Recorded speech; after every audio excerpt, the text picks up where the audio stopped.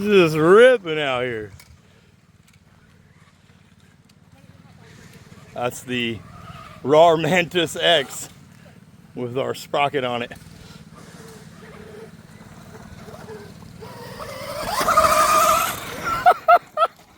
Jesus. Hey everyone, this is Bill with BLR Tuning. Today I got a little video for you guys. So this is going to be for the Rawrr Mantis X. So this is our sprocket kit that you'll be able to buy directly from our website. It'll be on blrtuning.co. There'll be a link in the description below. So this is a 54 tooth sprocket. The stock one is 51 tooth. So you can see here. This is a 420, so it uses the stock chain, 54 tooth, made out of 7075 T6 aluminum. So really durable, lightweight. You see how it does have our logo right there. There's our logo on the back side as well. So we're going to show you how to fit this up onto the bike and torque specs and everything. And we're going to get it installed. This would make more torque. So if you want a little more torque, if you're a heavier guy, I'm about 220 with all my gear on. So for me, this makes sense to just put a little bit taller of a sprocket on the back end. So if you're a heavier person and you don't want to destroy the motor and put as much stress on the motor, then you would go with the taller sprocket in the rear. Okay, so we'll get this installed. I'll just walk you around the bike and take a look at what we got going on. Okay, so here is our 2025 Rawrr Mantis X.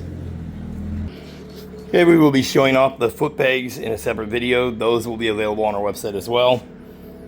And then on this bike, we did do a headlight on and off switch right here. So we'll be showing that in a separate video as well. So the tools you'll need to do the sprocket change: a 19mm socket, 17mm socket, a 12mm open end wrench, 10mm open end wrench, a couple wrenches, and a 5mm Allen. The first thing we got to do is remove these 5mm Allen head bolts right here. When this is off of here, make sure you don't squeeze your brake lever. Okay, so that's what we're going to do first, is get that off. Then we will pop this loose, start unthreading this nut. That will loosen this up. Then this bolt will thread into there, and that will allow you to move this whole thing forward and backward, so you can put some slack in the chain so you can get the wheel off. So we have taken our two bolts out of here. That's the 5mm Allen, and then we've got our brake assembly just sitting here up on top of our lift, so it's not putting any stress on the line. And then we took the nut off of here, so it's going to be a 19 and a 17 socket to get that off hard, like that. And then we have loosened the bolts that are inside here, so that way we can create some slack on the chain. So now we should be able to lift up and wiggle a little bit and pull our axle out. I always put a white dot. So this is our axle bolt. I'll put a white dot, and that lets me know that that was how it came out of the bike. Right, so this was up like that. So we're gonna put it back together the same way. So we do have the same thing on the other side. That went like that. Okay, white dot for the top. Okay, and remember your axle will go back through from, if you're sitting on the bike, it'll go back through from the left side to the right side. The nut gets installed on the right side, same side as the disc for the disc brake. Okay, so now we should be able to grab this chain and kind of walk it around our sprocket, and then watch out for your little spacer here. All right, you should be able to get this chain so it is sitting right there. And there we go. So that is our wheel off the bike. Okay, and this, when you're putting this back together, Remember, this will go up. This has a little post that it sits on that slides right in that groove. Okay. So it will go on there like so. And you can always remember it's got this little cut here. That cut goes to the outside of the swing arm. So, like so. Okay, and that's so this can move along with your wheel when you're adjusting the tension. Okay guys, so to make this sprocket work, I'll show you what's going on. You have this stud here, and this piece sits on here like this, okay? That stud, it makes it stop, and look how much more room we have to go. Right now we are maxed out with the stud. See if I can turn the light on here, hold on. Okay, so we're all the way up. We're all the way up right there, and you see how much more room we have to go. So we are going to be cutting that much out of this. So we need to draw a line on here, and that's what we're going to grind out. So this can slide up all the way and look more like that. That will allow us to fit this sprocket without having to do a new chain.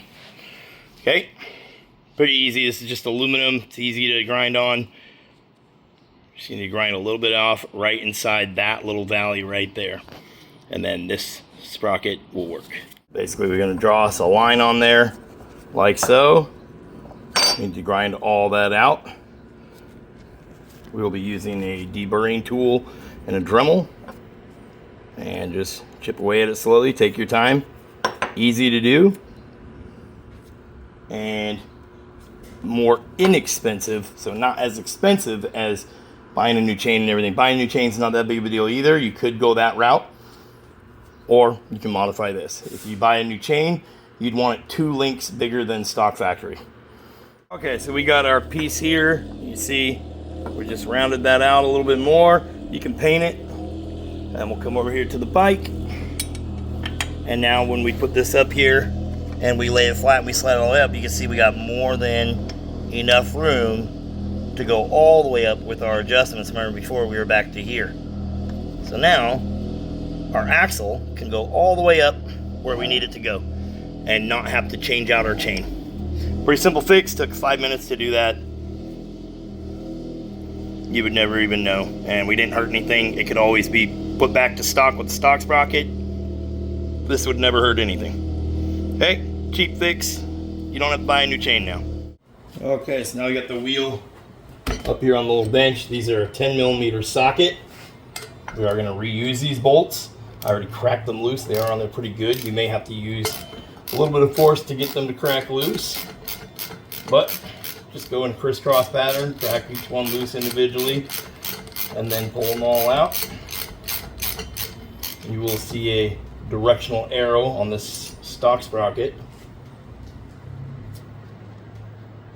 And they should have a little drop of blue thread locker on them from the factory, and that is why they're in there so good. I'm going to use a drop of blue thread locker when I'm reinstalling them. And then we will put them all on loose. Then we'll crisscross. So we'll go torque this down, and then we'll hop over here. Then we'll hop over here. We'll hop over here. We'll just keep on, hopping around. You don't want to crisscross them all right in a row. I mean, you don't want to tighten them all right in a row. You want to go in a star pattern. The torque specs for you guys. Torque specs are going to be, for these sprocket bolts, is 33 foot-pounds. So we're going to use the torque wrench. 33 foot-pounds. And then the axle nut is going to be 60 to 65 foot-pounds. That's what it's listed at. So we're going to put it at 63.5. And then the rear brake, those 5mm Allens for that rear brake assembly, is 20.6 foot-pounds. Okay, So that is your torque specs you'll be using for this install. And this bike is brand new. It has, I think, maybe 30 miles on it. So it's still brand new. Sprocket still is in good condition. It can be reused. But as you can see, this is a 420/51. Still 7075 T6 aluminum. So that is the stock factory sprocket. And let's grab our sprocket from BLRTUNING. Here we have our sprocket from BLRTUNING. You can see the writing here that says what the sprocket is, the 54 tooth 7075 T6 aluminum. That is going to go to the outside. So this one does not have a directional arrow, but it is going to go just like that. We can see the size difference here if we line up our bolt holes. We can see the size difference. So it is a bigger sprocket. You guys can see there.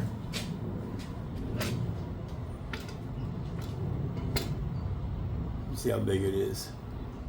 So it is going to be a bigger sprocket for you. It's going to get you some more torque. Okay, so let me get this bolted down. Remember, go in a crisscross pattern. So we're going to start here, hop over to here, hop over to here. We're just going to tighten them, and then that's the same order. We're going to tighten them until they're all just snug, and then we're going to torque them in that order. Okay, and these, remember, these are going to go down to 33 foot-pounds. It says 33.19 in the manual, but 33 foot-pounds will work with a drop of blue thread locker. Go light on the thread locker. And when you're ordering this sprocket through our website, you will see the option to add a tube of blue thread locker to your order if you don't have thread locker. One main thing to take note of when you're doing this install, use some alcohol and clean this mating surface that this sprocket sits down on. Make sure the back of the sprocket's clean, and make sure this is clean so it sits flat on there. You wouldn't want a piece of dirt. You see it's got a little bit of dirt, so you wouldn't want a piece of dirt or something sit behind here and making it so it tries to torque down unevenly. Okay, you risk damaging the sprocket, damaging the bolts, or damaging these threads. So we're going to clean that with some alcohol on the back of the sprocket and right here. Okay, so we got these torqued down. It is easiest if you leave the sprocket sitting up a little bit, get the first bolt just started, and then work your way around, get them each started, and then slowly work them down a little bit at a time so they can press the sprocket down. It is a perfect fit, so it is snug on there. As far as greasing your axle, this stuff works really good. So this is just some multi-purpose synthetic grease. Put a little bit on here, and then wipe it down the whole shaft. That's plenty. Okay. That will keep the axle from corroding, and that will make it easy to change your wheel the next time you need to pull that guy out of there. Very important step. Don't skip that. Use some grease. Okay, so we got the wheel on, we got the axle bolt through, and the nut is on here just started. Remember to put your aluminum piece back on here. This is your adjuster. This helps you adjust everything to the right length by threading out this bolt. So the easiest way to do this, when you have the wheel off, use a 10mm deep socket, and so you can get way up in here. You don't even have to use a deep socket, but just it's easier when this is off to spin this bolt all the way in. So it is, you don't have to tighten it like that, but just spin it all the way in so it's out of your way. This is about the biggest sprocket you can put on here without doing a different chain. Okay, so it does fit without changing the stock factory chain. Remember, this bike's only got 30 miles on it. The chain is not stretched at all. And we were able to fit this on here, and we got plenty of slack. So it's not tightened down yet, but just wanted to show you guys, that's why we carry this sprocket, because this sprocket, you do not need a different chain. It gets really complicated. If you go bigger than that, obviously there's stunt bike riders, stuff like that, they're going to want something even taller. In that case, you're going to have to research how many links of the chain you need and everything. So on our website, you will find that sprocket. We will work on others. We want to work on one for top speed as well. But for now, that 54 tooth keeps your stock factory chain. Okay, so you have these notches back here. So what I did up here is I put these are just up here loose, just to get that sitting on there. we'll torque this bolt down. Once we get these tightened and aligned where we want it, you can use these notches down here to line up the distance the wheel is on each side. So make sure your chain's correct, adjust that side, come over here, adjust this side identical to it with those lines. That keeps your tires straight, okay? Then tighten these against these aluminum spacers so they can't move, and then torque your axle bolt down to 60, we're going 63 foot-pounds on it. It is a lock nut, okay? We're going 63 foot-pounds here. These, just get them hand tight up against the aluminum, and then you'll use a 10mm Allen to tighten the bolt and a 12mm to tighten this nut up against the swing arm so this can't move anymore, okay? The brake caliper bolts call for 20 foot-pounds. We went with 16 foot-pounds and a drop of blue thread locker. Okay, so let me get everything torqued down. I'll show you guys what this looks like. But here you can see the new sprocket right there. Looks really nice. It is anodized black aluminum, so it looks really good, matches the bike perfect. So let me get things torqued down, we'll come back. Okay, so we got the new sprocket installed. Everything looks right, nothing grinding, nothing touching. So just make sure you get this down to 65 foot-pounds. These, the manual says 20 foot-pounds, but 20 foot-pounds sure seems like a lot on these little guys. So we went down to 16 with some blue thread locker, and I don't think they're going anywhere. So just be wary of that. Don't snap them in half. But we got that taller sprocket on there. We're going to be making a little bit more torque. You see how it looks there. Your chain, you want a little bit of slack in your chain. Maybe a 1/2 inch to maybe 1 inch. Not any more than that though, okay? But you do want some slack. Anyway, that is the BLRTUNING 54 tooth rear sprocket for the Rawrr Mantis X. It may fit other models, but we did our test fitting and our testing on this bike, okay? Just remember, you do have to modify that little bracket right here. Okay, so that is going to be something that you're going to have to do if you don't want to change to a different chain. About 2 links on the chain would make the chain the right size, okay? But that's a factory chain. Anyway, I'm Bill with BLRTUNING. I hope this video helped somebody out. And you can go purchase this from our website, blrtuning.co. You'll see a link in the description below. Remember, that footbag video is coming soon as well. And our on-off switch for our headlight. But you'll see all that on our website as well. Peace.